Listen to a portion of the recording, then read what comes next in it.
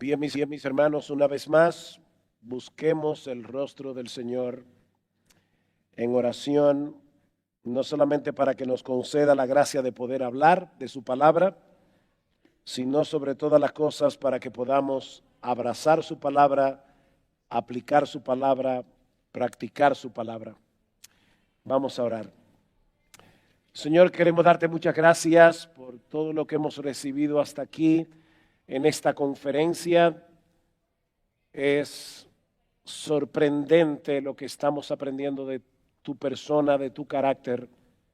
Y ahora que vamos a hablar, Señor, de tu fidelidad, tú conoces la debilidad de tu siervo. Ayúdame, Señor, y ayuda a mis queridos hermanos a abrazar tu palabra hoy aquí. Padre, seguramente hay muchos en este lugar que pueden haber venido apesadumbrados, sufriendo con diversos dolores y dificultades. Por favor, Señor, usa tu palabra para consolarlos, usa tu palabra para animarlos, para poder seguir corriendo la carrera con los ojos puestos en Jesús, en cuyo nombre pedimos estas cosas. Amén y amén. En el año 1487, el explorador portugués Bartolomé Díaz fue el primer europeo en navegar por un estrecho bastante peligroso en el extremo sur del África, al que él bautizó con el nombre de Cabo de las Tormentas. Pero cuando Juan II de Portugal se enteró del descubrimiento, rebautizó ese paso marítimo con el nombre con el que se conoce hasta el día de hoy, Cabo de la Buena Esperanza. Porque Juan II de Portugal pensaba que ese podría ser un paso que los llevara hacia las Indias. De paso, 10 años más tarde, el explorador Vasco de Gama demostró que Juan II de Portugal tenía razón. Así que, mis hermanos, aquí tenemos un mismo lugar bautizado con dos nombres completamente distintos entre sí. El Cabo de las Tormentas, el Cabo de la Buena Esperanza. Y alguien ha dicho que sin quererlo, Juan II de Portugal nos proveyó una buena ilustración para la vida cristiana, porque el primer nombre refleja las dificultades del viaje. El segundo nombre refleja la esperanza del destino. Y esa es precisamente la lección que aprendemos del pasaje que vamos a considerar en esta noche en Lamentaciones capítulo 3, un texto sumamente conocido. Les pido por favor que abran sus Biblias en el capítulo 3 del libro de Lamentaciones. Este libro, como probablemente muchos de ustedes saben, consiste en una serie de 5 poemas de lamento escritos muy probablemente por el profeta Jeremías luego de la destrucción de Jerusalén por manos de Nabucodonosor, el rey de Babilonia, en el año 586 antes de Cristo. Durante muchos años los israelitas estuvieron recibiendo la voz del Señor a través de sus profetas, pero ellos decidieron no prestar atención hasta que fue demasiado tarde. La devastación de Jerusalén y el cautiverio babilónico fue uno de los episodios más terribles de la nación de Israel durante el Antiguo Testamento. De hecho, yo no sé cuántos de ustedes alguna vez han visto la destrucción de la ciudad de Berlín o de la ciudad de Dresde después del bombardeo de los aliados en la Segunda Guerra Mundial. Si tú alguna vez has visto un cuadro de cómo quedó Berlín o cómo quedó Dresde, tú vas a tener una idea de lo que Jeremías, el profeta, estaba contemplando cuando escribió el libro de Lamentaciones. En los capítulos 1 y 2, Jeremías nos presenta el lamento desde la perspectiva del pueblo.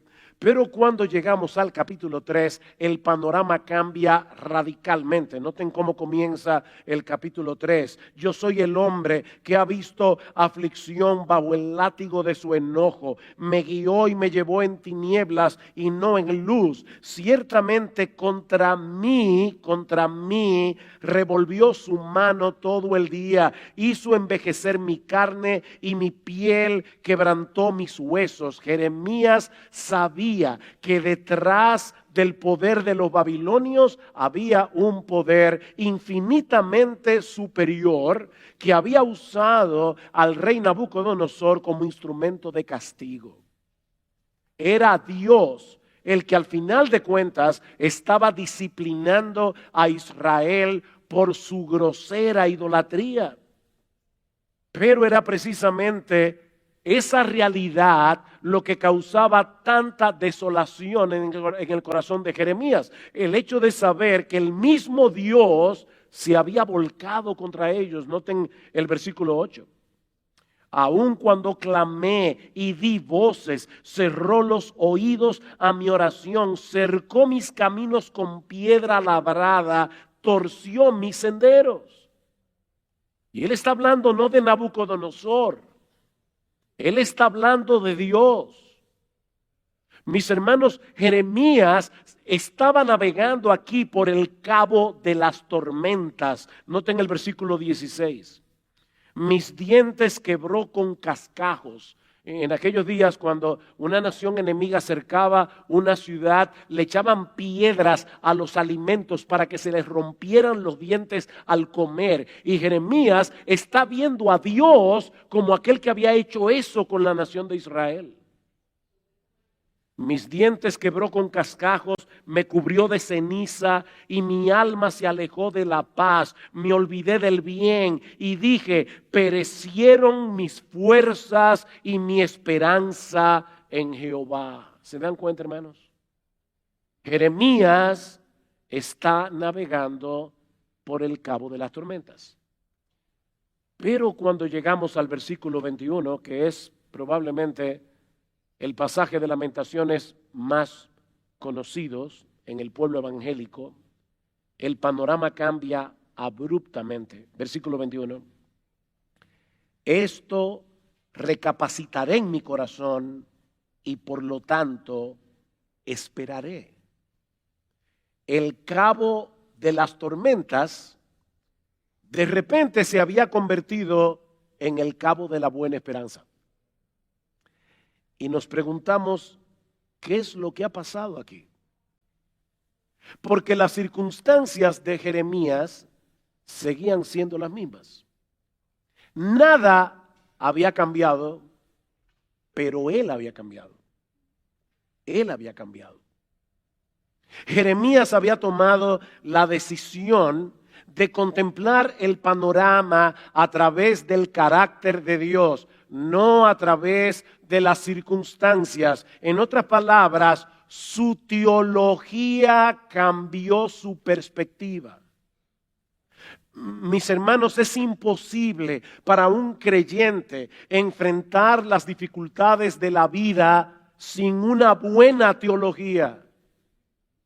Y hay al menos 4 grandes verdades en este pasaje que serán de mucho consuelo para nosotros cuando nos toque navegar. Y noten que no dije si nos toca, porque nos va a tocar. Cuando nos toque navegar por las dificultades y tribulaciones de la vida. La primera enseñanza que podemos extraer de este pasaje es que Dios nos ama con un amor que no termina, con un amor que nunca cambia. Vean el versículo 22. Por la misericordia de Jehová no hemos sido consumidos, porque nunca decayeron sus misericordias. La palabra que se traduce aquí como misericordia es un término muy rico en su idioma original, Gesed. Señala hacia una clase de amor que se encuentra enraizado en el pacto de Dios con su pueblo. Por eso podemos traducirla como lealtad al pacto, amor de pacto, misericordias del pacto. Pastor, ¿y qué es un pacto? Bueno, yo no puedo meterme en ese tema esta noche, pero creo que a lo largo de esta conferencia esto se ha repetido más de una vez. En una forma muy sencilla podemos decir que un pacto es una promesa de Dios sellada con su juramento. Es un pacto, es una promesa sellada con su juramento. Dice el autor de la carta a los Hebreos que cuando Dios hizo la promesa a Abraham, Génesis capítulo 15, no pudiendo jurar por otro mayor, juró por sí mismo. ¿No ven? Dios prometió, Dios juró, para que por dos cosas inmutables en las cuales es imposible que Dios mienta, su promesa y su juramento, tengamos un fortísimo consuelo los que hemos acudido para asirnos de la esperanza puesta delante de nosotros. Como decía Sam Waldron hace un momento, el amor de Dios no depende de sus emociones. El amor de Dios no es como el tuyo y el mío, que depende del lado de la cama del que nos levantemos, o el ánimo que tengamos ese día en la mañana, o el día que tuvimos ayer. No, el amor de Dios depende de su voluntad. Desde antes de la fundación del mundo, Dios el Padre, escucha esto mi hermano, mi hermana, Dios el Padre hizo un pacto con su Hijo de darle un pueblo, al cual habría de amar con un amor incondicional. Y ahí estábamos tú y yo, con nombre y apellido. Él tomó la decisión de amarnos. Es por eso, maridos, varones, masculinos, es por eso que Dios siempre será nuestro modelo para entender de qué se trata el matrimonio. Porque el matrimonio es un pacto. Las personas del mundo tienen el concepto equivocado de que es el amor lo que sostiene al matrimonio. Fulano, ¿por qué te divorciaste? Porque se me fue el amor. O sea, el amor es como un virus, se te pega y se va. Pero, según la Biblia, es exactamente al revés. Es el pacto del matrimonio lo que debe sostener el amor. Yo debo amar a mi esposa, porque el día de la boda yo hice una promesa. Yo hice una promesa delante de Dios y delante de los hombres de amarla con un amor incondicional, en pobreza y abundancia, en salud y enfermedad. ¿Te acuerdas de esas palabras? Ahí no había ningún sí condicional. Hasta ahora, y miren que yo tengo 41 años en el ministerio, he participado de un montón de bodas, yo nunca he escuchado un sí condicional en el voto matrimonial. Yo prometo amarte si tú me cuidas, si tú me amas, si tú me haces la comida, si no. Tú prometiste lo que prometiste, igual que Dios. Y por si eso fuera poco, luego que Dios prometió amarnos desde antes de la fundación del mundo, desde toda la eternidad, Dios juró por sí mismo que Él cumpliría su promesa. Y es por eso, mis hermanos, que las misericordias del Señor jamás terminan, porque no dependen ni de ti ni de mí, depende de su bondad. Depende de su bondad. Noten lo que sigue diciendo Jeremías, versículo 21. Aquí voy a tener que hacer una aclaración exegética, o decir el versículo 22, por la misericordia de Jehová no hemos sido consumidos porque nunca decayeron sus misericordias. Literalmente lo que el texto dice es porque nunca fallan sus bondades. Aunque la Reina Valera traduce misericordia y misericordia, las dos veces en realidad son dos palabras hebreas diferentes. La primera es misericordia, la segunda es la palabra bondad. Y ahora escuchen, mis amadas hermanas, porque esta palabra hebrea que se traduce como bondad en la Biblia de las Américas, misericordia en la segunda palabra de la Reina Valera, es una palabra hebrea que está relacionada con el vientre de una mujer. El vientre. Así como las mujeres cuidan con ternura el fruto de su vientre, o al menos así debería ser, nuestro Dios cuida con ternura a cada uno de los suyos, porque cada uno de los suyos fue engendrado y gestado en el vientre de sus decretos divinos, por decirlo de alguna manera. Así que la primera palabra, misericordia, y la segunda palabra, bondad o bondades, resaltan dos aspectos distintos del amor de Dios que se complementan entre sí. La primera resalta la fidelidad de Dios. Ese es el tema, ese es el atributo que estamos considerando aquí. La fidelidad de Dios a su pacto. Él decidió amarnos, Él prometió amarnos, Él juró que nos amaría y Él es fiel.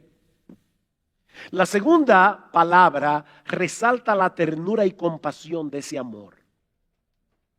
El amor de Dios es constante y es tierno a la vez. Constante y tierno.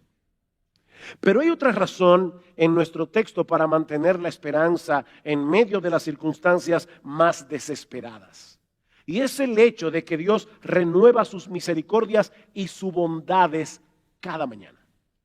Cada mañana, versículo 23. Nuevas son cada mañana. ¿Qué son nuevas cada mañana? Las misericordias y las bondades del Señor. Son constantes y son novedosas a la vez. Son constantes porque Dios no cambia. Pero son novedosas, escucha esto, mi hermano, son novedosas porque Dios cada día nos presenta oportunidades nuevas para volver a experimentar sus misericordias y sus bondades. Las misericordias y las bondades del Señor son como el maná. Cae del cielo cada mañana. Cada día el Señor tiene para nosotros una nueva porción de su gracia, una nueva porción de sus favores, una nueva porción de su bendición. Piensen por un momento en el amor de los padres hacia el niño recién nacido. ¿Verdad, hermanos, que los niños recién nacidos requieren de muchísimo esfuerzo? Una vez escuché de un hombre que tenía un montón de deudas y alguien le preguntó, ¿y cómo duermes por las noches? Y él le respondió, como un bebé. Dice, ¿cómo así? Me despierto cada 3 horas llorando. Yo no sé a quién se le ocurrió decir que duerme como un bebé, y los bebés duermen. Los bebés se levantan cada 3 horas llorando con un dispositivo que el Señor les puso, porque los bebés nacen con una obsesión compulsiva por la leche materna. Y hay que satisfacerlos. Bueno, mis hermanos, los padres que son aquí saben que yo digo la verdad. Pasamos una noche malísima con el bebé, dormimos como 2 o 3 horas, nos levantamos por la mañana, vamos a la cuna y volvemos a ver al bebé con la misma ternura de siempre. Así somos los padres. El amor de Dios es eterno, es inmutable, es un amor que nunca decae y sin embargo se renueva cada mañana. Porque las misericordias de ayer, las bondades de ayer eran para las cargas de ayer. No nos sirven para hoy. Así que no os afanéis por el día de mañana, Mateo 6:34, porque el día de mañana traerá su afán. Basta cada día su propio mal. Cada día viene con su propia cuota de problemas. Pero mis hermanos, Dios tiene reservado para nosotros un paquete de sus misericordias, de sus bondades, que serán suficientes para enfrentar lo que venga cada día. Cada día.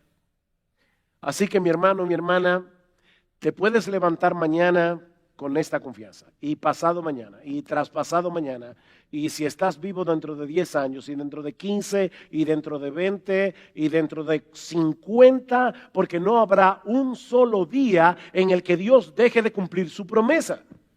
Un solo día. Ninguno de nosotros aquí puede saber con certeza lo que va a suceder mañana. No tenemos la menor idea de las tentaciones que vamos a enfrentar, no tenemos idea de las enfermedades que vamos a padecer, no tenemos idea de los problemas relacionales que vamos a tener con otras personas, a veces dentro de la misma iglesia. De hecho, ni siquiera podemos estar seguros del tiempo que nos reste en este mundo. Pero hay una cosa de la que sí podemos estar absoluta y completamente seguros. He aquí el bien y la misericordia me seguirán todos los días de mi vida, todos los días. La misericordia del Señor nos perseguirá, que es la palabra que se usa aquí. Dios nos persigue para hacernos bien. Así que no hay ningún asomo de duda en lo que Lamentaciones se está planteando aquí.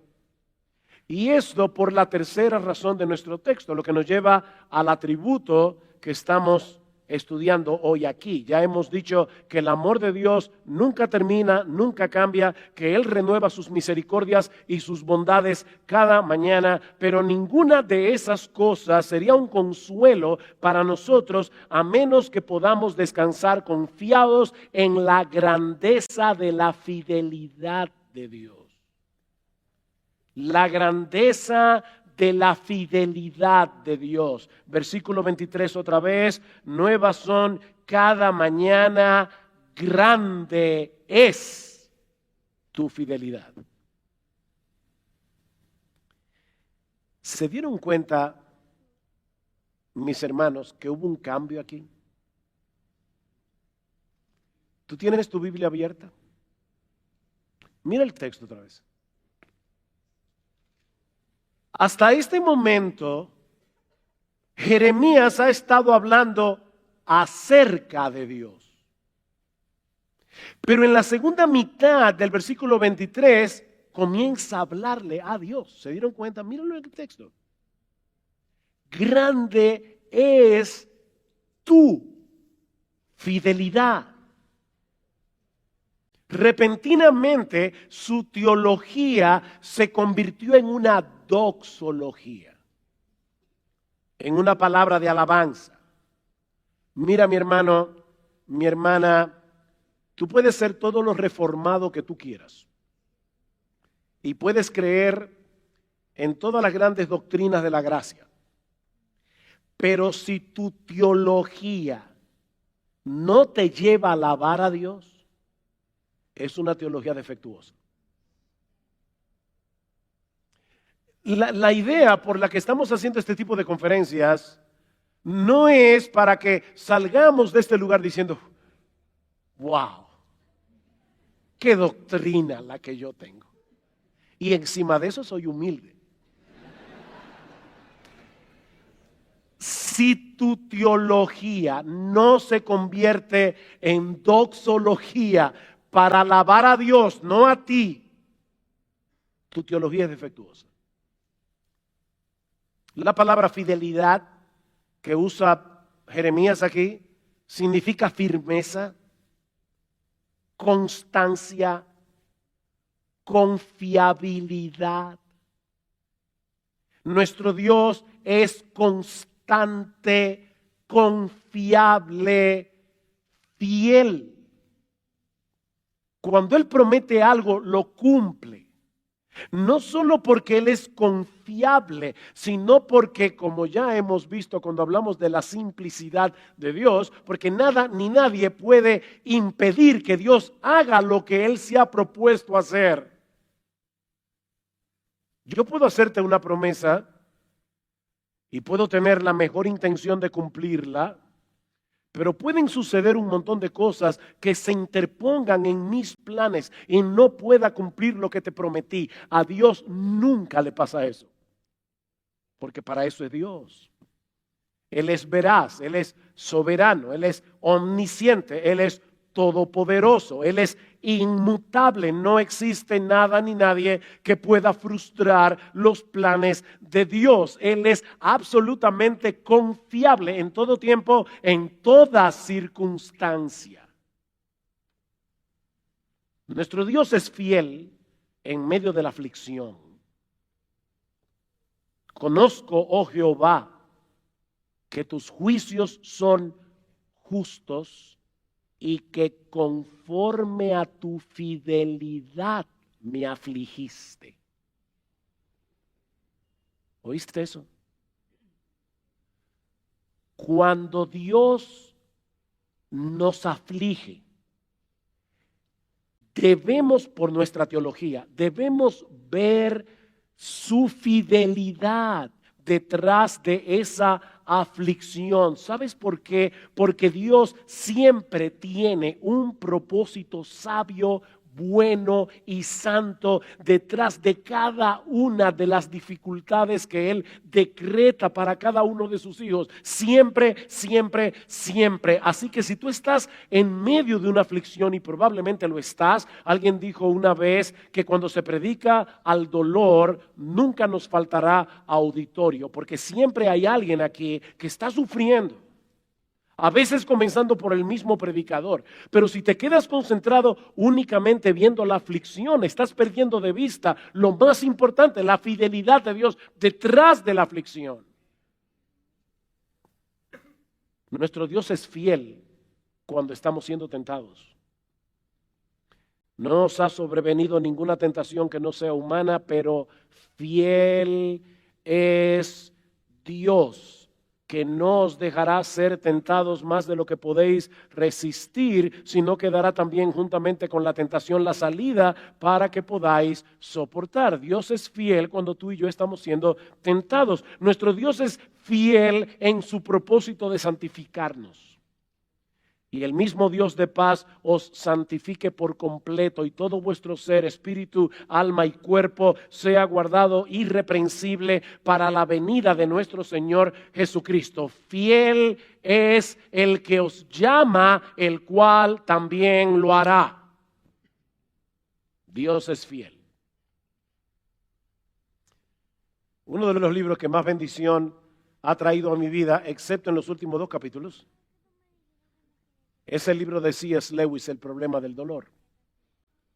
Y digo excepto los últimos 2 capítulos porque Lewis era un buen apologista, pero no era un buen teólogo. Tristemente.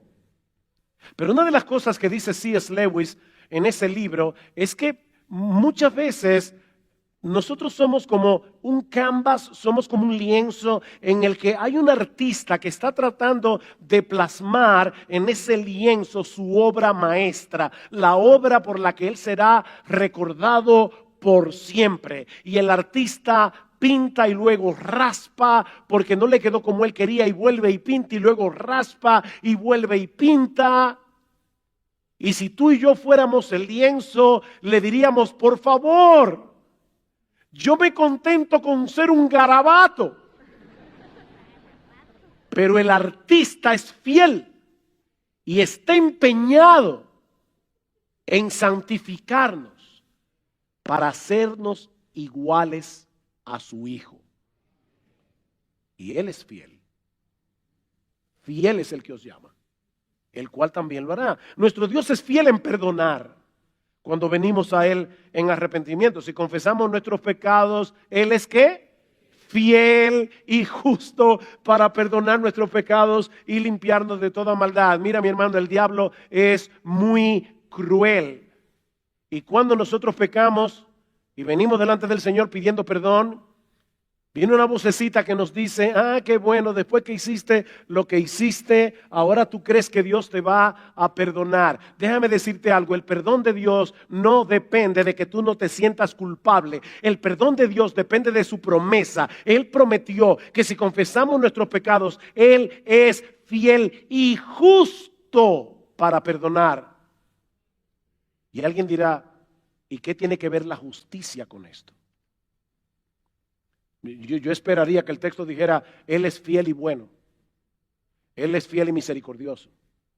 Él es fiel y compasivo. Pero eso no es lo que el texto dice. El texto dice, Él es fiel y justo. ¿Saben qué tiene que ver la justicia de Dios con el perdón de Dios? Que ya Jesucristo, nuestro Salvador, recibió el castigo que merecen todos tus pecados y los míos. Y como Dios es justo, Él no te va a castigar a ti ahora por el pecado que Él ya castigó a su Hijo en la cruz del Calvario. Él es fiel y justo para perdonar nuestros pecados. Así que si tú te arrepentiste y le pediste perdón al Señor, no te lleves de tu sentimiento. Llévate de la promesa divina, porque Él es fiel y justo para perdonar nuestros pecados. Nuestro Dios es fiel. Absolutamente fiel. Siempre fiel. Cada palabra que sale de su boca se cumplirá, porque Él no es más o menos fiel. De hecho, nadie puede ser más o menos fiel. La fidelidad es una de esas cualidades que son absolutas. Mis hermanos, ¿cómo se les llama a los esposos que son fieles a sus esposas un 99%? Se les llama adúlteros. Nosotros no podemos relativizar. O tú eres fiel o no eres fiel. Y nuestro Dios es fiel. 100% fiel. Siempre fiel. Gloria al Señor.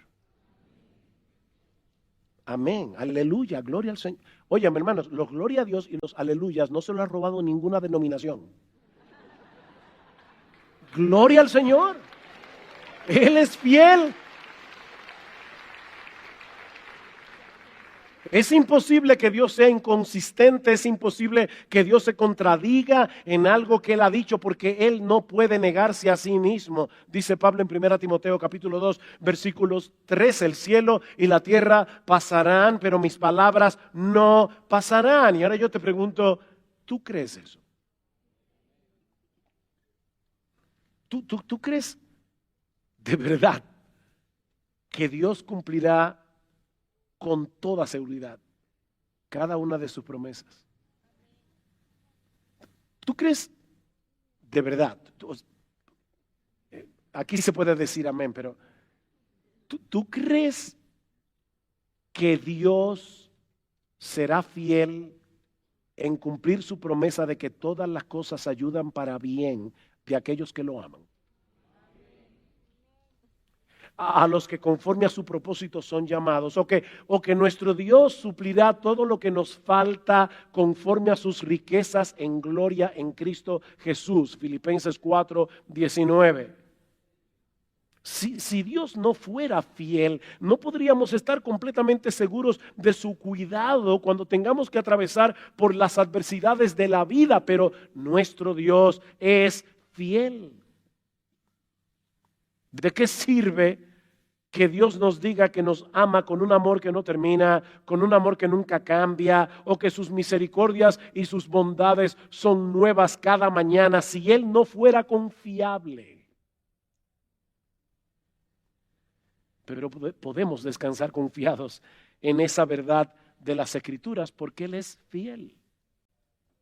Y precisamente porque Dios es fiel, Él es todo lo que realmente necesitamos. Y esa es la cuarta enseñanza de nuestro texto. Vean el versículo 24. Mi porción es Jehová, dijo mi alma, por tanto en Él esperaré. Jeremías parece estar pensando aquí en lo que Dios dice acerca de los levitas en Números capítulo 18, versículo 20, cuando estaban repartiendo la tierra prometida, la tierra de Canaán, entre las tribus de Israel, dice Dios a los levitas: no tendrás heredad en su tierra, ni tendrás posesión entre ellos. Yo soy tu porción y tu herencia entre los hijos de Israel. Es como si Dios estuviera diciendo a los levitas: cuando lleguen a la tierra de Canaán, yo no voy a darles nada allí, porque yo seré vuestro todo. Yo seré vuestra porción. Así que la porción que les tocó a los levitas no solo era suficiente, era demasiado. ¿Oíste eso? No solo era suficiente, era demasiado. Es la misma idea que expresa David en el Salmo 16. El Señor es la porción de mi herencia y de mi copa. Tú sustentas mi suerte. Las cuerdas me cayeron en lugares deleitosos. Es como que estuviéramos dividiendo la heredad de cada uno de nosotros con una cuerda, y dice: bueno, esta es la porción que te toca a ti. Y dice David: las cuerdas me cayeron en Jehová, me cayeron en lugares deleitosos, y es hermosa la heredad que me ha tocado. Los babilonios podían destruir la ciudad de Jerusalén, podían destruir el templo, pero no podían quitarle a Jeremías su posición más valiosa: Dios mismo. Dios era su porción, y eso era más que suficiente. ¿Tú recuerdas las palabras de Asaf en el Salmo 73 cuando él percibió en su corazón el veneno de la envidia? Cuando comenzó a percibir la prosperidad de los impíos. ¿A quién tengo yo en los cielos sino a ti? Y fuera de ti nada deseo en la tierra. Mi corazón y mi carne desfallecen, mas la roca de mi corazón y mi porción es Dios para siempre. Es la misma idea de Jeremías: mi porción es Jehová, dijo mi alma, y por lo tanto en él esperaré. Esa es la porción que tú y yo tenemos en Cristo. Una porción gloriosa, una porción 1000 veces suficiente, infinitamente suficiente, y una porción que nadie nos puede quitar. El problema, si somos honestos, es que muchas veces perdemos de vista la realidad de que nuestro Dios es realmente todo lo que necesitamos. Y entonces empezamos a buscar otras cosas. Y Él se vale de las aflicciones, Él se vale del dolor, Él se vale de las dificultades para librarnos de nuestra idolatría y llevarnos de vuelta hacia Él. En otras palabras, Él nos quita un bien menor para llevarnos de la mano a un bien infinitamente mayor, Él mismo. Fue para hacer posible que disfrutáramos esa bendición que nuestro Señor Jesucristo derramó su sangre en la cruz, para que el Dios del cielo pudiera ser nuestra porción y nuestra herencia.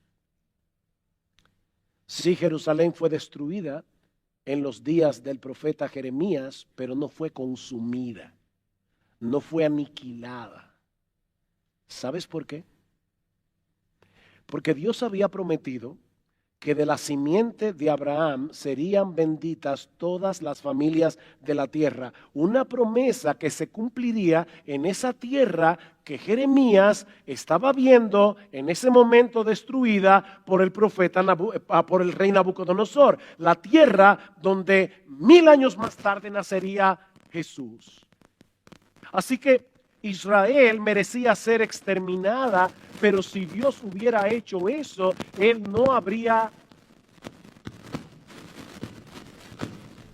¿Qué hago?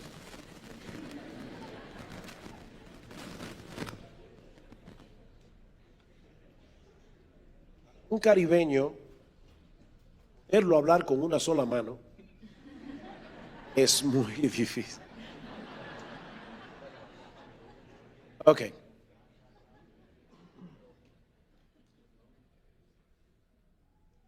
Mis hermanos, Israel merecía ser exterminada en los días de Jeremías. Pero si Dios hubiera hecho eso, Él no habría podido cumplir lo que Él prometió. Él preservó esta nación hasta la venida del Mesías por amor a ti y a mí. La próxima vez que tú leas Lamentaciones, de hecho, la próxima vez que tú leas el Antiguo Testamento, entiende que tú estás leyendo la historia de tu familia. En ti serán benditas todas las familias de la tierra. Yo he saludado en estos 2 días que tengo aquí colombianos, obviamente, guatemaltecos, ecuatorianos, no sé qué otras naciones hay aquí, hasta dominicano, porque Dios es fiel. Él preservó esta nación hasta que naciera Jesús y hasta que fuera crucificado y hasta que resucitara al tercer día y hasta que ascendiera a los cielos para bendecir a gente que Él escogió de toda tribu, pueblo, lengua y nación. Que Dios es fiel.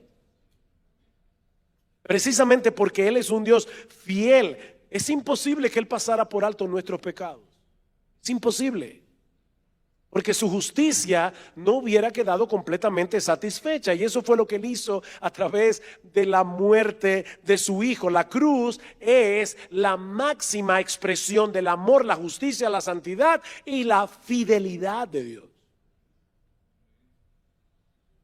Es por causa de nuestro precioso Salvador que todas las promesas de Dios ahora para nosotros son sí.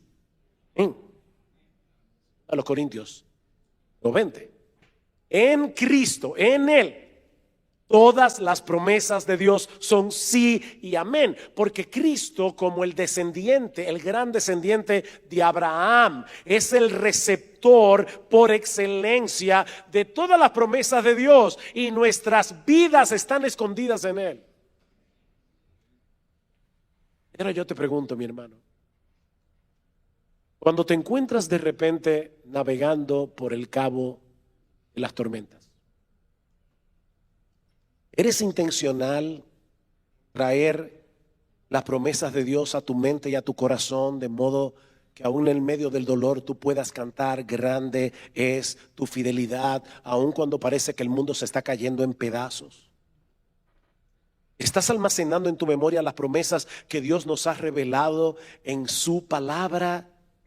Mi hermano, mi hermana, tu esperanza y tu paz no dependen de las circunstancias, dependen del carácter de Dios. Él es bueno, misericordioso, inmutable, fiel, incluso en esos momentos en que no tenemos la menor idea de lo que Él está haciendo.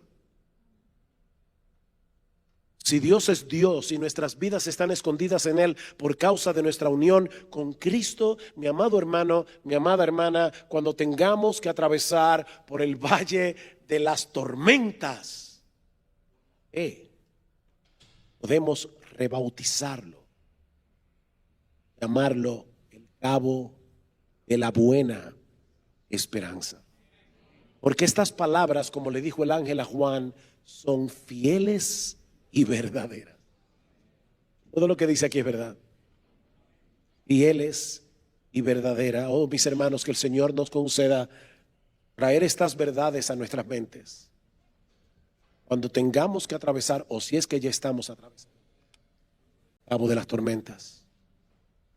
O para decirlos con las palabras de Pablo, y ahora concluyo, Romanos 15:13.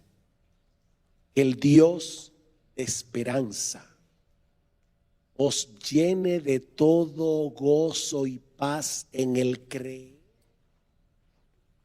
para que abundéis en esperanza por el poder del Espíritu Santo. Padre, te damos muchas gracias, Señor, por tu bendita palabra. Te damos gracias por tus promesas Y te damos gracias sobre todas las cosas por ese Cordero que fue inmolado, en quien todas tus promesas son sí y amén. Alabado sea tu nombre y alabado sea el Cordero, en cuyo nombre pedimos todas estas cosas. Amén y amén.